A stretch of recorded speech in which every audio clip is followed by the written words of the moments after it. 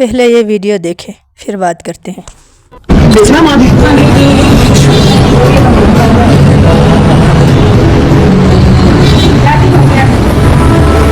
इतना पुराना मोबाइल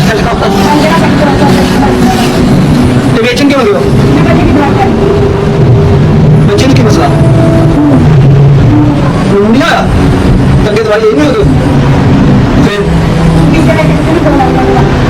ठीक है ना कितने रोंदे क्यों क्यों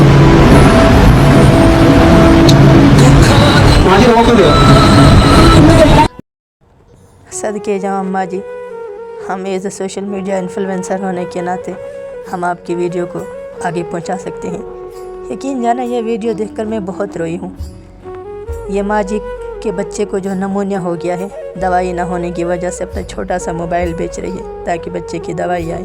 आप सबसे गुजारिश है इस वीडियो को ज़्यादा से ज़्यादा रिपोस्ट करें और मरियम नवाज़ के ऑफिशियल अकाउंट को मेंशन करें और ये वीडियो मरियम नवाज़ तक पहुँच जानी चाहिए ताकि हुकूमत इस माँ की मदद कर सके। जज़ाकल्लाह।